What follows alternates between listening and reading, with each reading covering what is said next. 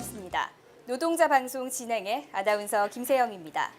지난 폭설로 인한 안전불감증이 결국 터졌습니다. 10명의 사망자와 115명의 부상자를 낸 경주 마우나 리조트 체육관 붕괴 사고로 많은 안타까움을 주고 있는데요.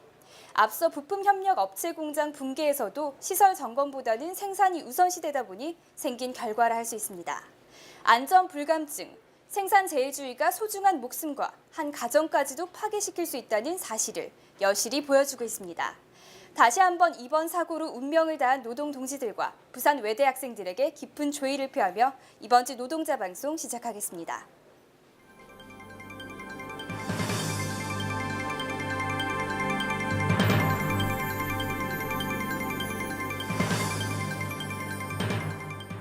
지난 18일 국민총파업 관련 기자회견과 찬반 투표가 실시되었습니다. 지난 13일 민주노총 제60차 정기대의원대회가 서울 88체육관에서 개최되었습니다. 지난 14일 노무현 재단에서 고 노무현 대통령 영상자료 기증에 대한 기증 협약서 전달이 지부장실에서 있었습니다. 지난 14일 울산시의회 의장당 방문이 지부장실에서 있었습니다. 지난 17일 장기근속자 간담회가 지부 대회의실에서 있었습니다. 이번 주 기획방송은 응답하라 시네마 토크 그 첫 번째 시간으로 영하 변호인입니다.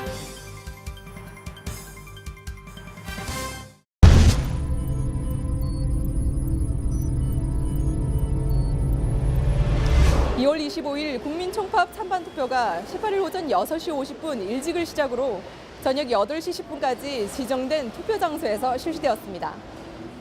이어진 2월 25일 국민 총파업을 위한 기자회견이 오전 10시부터 울산시청 프레스센터에서 있었습니다.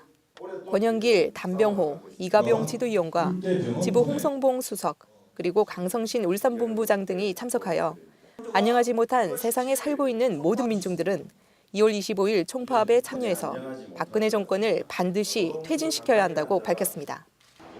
이날 치러진 투표에는 현대차 지부 전체 조합원 46,663명 중 37,377명이 투표하여 투표율 80.6%를 기록했으며 투표 결과는 공개하지 않고 금속노조에 보고키로 했습니다.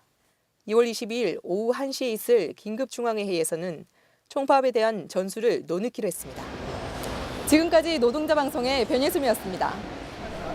지난 13일 민주노총 제60차 정기대의원대회가 서울 88체육관에서 개최되었습니다. 이번 대회는 2014년도 투쟁계획을 수립하여 노동자 성인 모두가 승리하고 하나가 되는 자리로 만들 예정이었습니다. 하지만 행사 중간 100여 명의 대의원 동지들이 대회장을 빠져나가 정족수 부족으로 더 이상 대회를 진행할 수 없는 상황이 벌어지게 됐습니다. 결국 신승철 위원장의 휴회 선언으로 오는 21일 2시에 대의원 대회를 속개하는 것으로 본행사가 마무리됐습니다. 지난 14일 사람 사는 세상 노무현 재단에서 지부를 방문해 기증 협약서 전달이 있었습니다. 기증서 전달은 영상미디어실에서 데이터베이스 작업 중 발견한 고 노무현 전 대통령의 98년 최고위원 당시 모습이 담긴 영상 자료를 노무현 재단에 기증하면서 이루어졌습니다. 재단 선임연구원 강지원 팀장은 현대차 지부의 영상자료 기증에 깊은 감사를 표하며 이경훈 지부장을 통해 기증서를 전달하였고 앞으로 사료가 발견되면 지속적인 협조를 당부하였습니다. 기증된 사료는 김해 봉화마을 영상자료관을 통해 관람객들에게 보여질 예정입니다. 지난 14일 울산시의회 의장단이 지부를 방문했습니다. 소개와 인사말로 시작된 자리에서 의장단은 자동차의 대명사격인 울산에 현대차를 중심으로 한 자동차 관광 테마파크 조성에 지부의 협조를 부탁하였습니다. 이경훈 지부장은 지난 폭설로 조합원과 울산 시민이 많은 어려움을 겪은 만큼 제설 장비의 대대적인 확충을 통해 불편함을 최소화해 줄 것을 강하게 피력하였습니다. 지난 17일 장기근속자 간담회가 지부 대회의실에서 열렸습니다. 이경훈 지부장을 비롯한 이 공장 유원현 등 13명의 장기근속 조합원이 참석하였습니다. 이경훈 지부장의 인사말과 장기근속 조합원들의 질의로 이어졌습니다. 먼저 장기근속자 조합원들은 촉탁직과 계약직인 현재의 신분 속에서 처우 개선을 위한 노력을 다해달라는 것과 올 임금 협상과 내년 단체 협상을 통해 조건 없는 정년 60세와 정년 연장 등을 요구하였습니다. 답변에 나선 이경훈 지부장은 현 신분에 대한 처우 개선 문제점을 파악하여 개선의 노력을 다하겠다는 것과 올 임금 협상과 내년 단체 협상을 통해 장기 근속자 조합원의 요구 사항을 적극 반영토록 한다는 답변과 함께 간담회를 마무리하였습니다.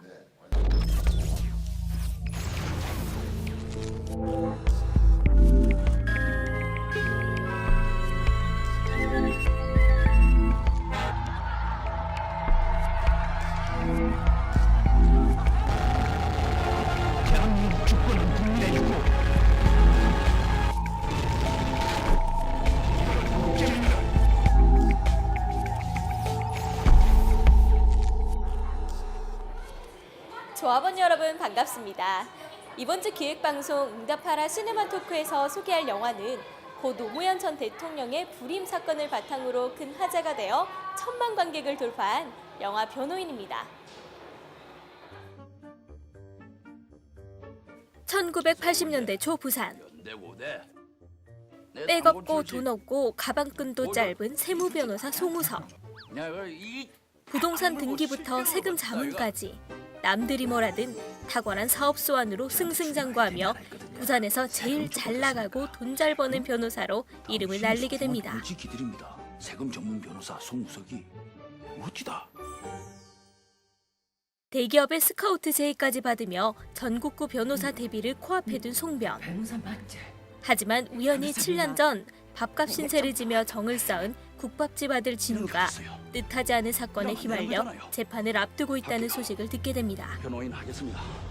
국밥집 아줌마 순애의 간절한 부탁을 외면할 수 없어 구치소 면회만이라도 도와주겠다고 나선 송변. 하지만 그곳에서 마주한 진우의 믿지 못할 모습에 충격을 받은 송변은 모두가 회피하기 바빴던 사건에 변호를 맡기로 결심하게 됩니다. 판결 받아내야죠. 그게 내 일입니다. 대한민국 주권은 국민에 있고 모든 권력은 국민으로부터 나온다. 국가란 국민입니다. 변호인은 영화가 시대 정신을 담는데 어떤 힘을 가지고 있는지를 보여주는 영화입니다. 영화는 처음부터 끝까지 진지하면서도 중심을 잃지 않고 있습니다. 픽션이라고 하지만 대부분의 내용은 사실을 기반으로 만들어졌고 20년 전의 이야기가 지금의 현실과 비슷한 것에 대해 답답함과 가슴이 먹먹해짐을 가집니다.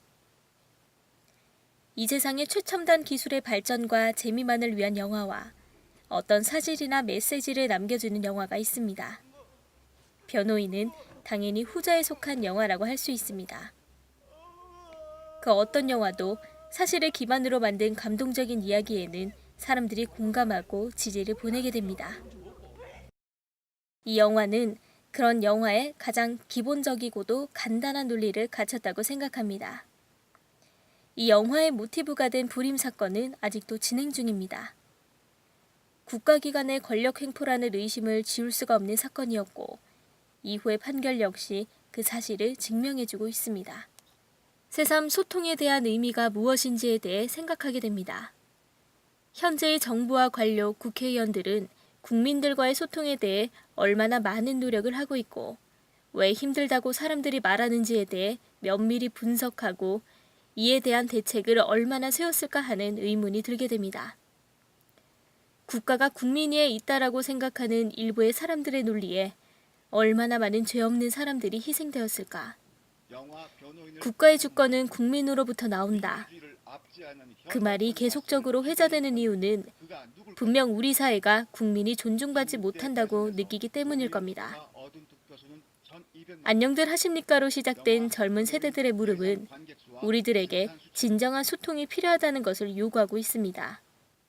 영화 변호인은 그 결정체가 아닐까요?